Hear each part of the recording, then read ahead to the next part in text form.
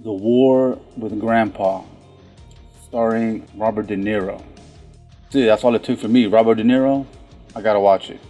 That's all it took for me. Any movie with him in it, I gotta watch. Now, I think I remember seeing the trailer at the theater when I was going to the theater. It looked funny. You know, trailers always put in the good parts and they always look a little different, and sometimes they look different than what you actually end up watching. And then I saw that it was like what you call an ensemble cast. I think that's what they call it, all-star cast. I mean, you got Uma Thurman, Cheech Marin, who I'm a big fan of, Christopher Walken. Come on, man. How could you go wrong with that kind of talent? But, yep, you could. This movie did not know what it wanted to be. It's like a touch of Home Alone, The Bucket. Yeah, it's a little mix of both, but it doesn't know which one it wants to be. The director of this movie is Tim Hill. Now, I looked him up, and he's an animator. He's a bunch of cartoon work, and you can tell in this movie that's what he did.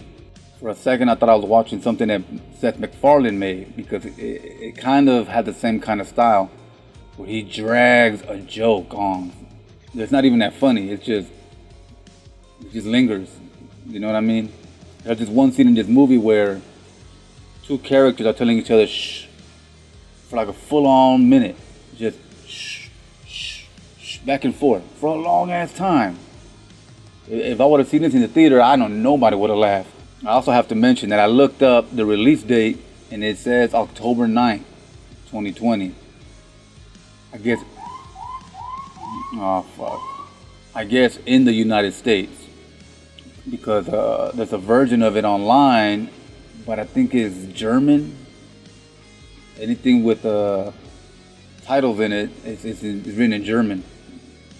I don't know. I couldn't wait, so I watched it online. And thank God I did, because I would have been really disappointed had I went to the theater.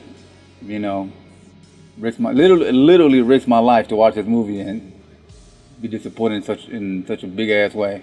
Yeah, here's mainly I have a problem with the plot, the writing. You see, the grandpa moves in with his daughter and her family, and the son has to give up his room and move to the attic. The attic is full of rats and all kind of stuff, spiders and bats and shit. So he wants his room back, so he goes to air quote war with his grandpa. Even though at the very beginning he was okay with his grandpa, he greeted him real well and everything was okay, and just out of nowhere, they kind of rushed it. He decided to go to war with him, pull a bunch of pranks, and you feel sorry for the old man because in the story, I don't want to spoil anything, but he's going through a tough time, right? So you feel sorry for him, but then you start not liking the little kid. Little badass fucking little bastard, you know what I mean? It didn't seem realistic. It would have, in my opinion, it would have been better if initially from the very beginning that he didn't like his grandpa.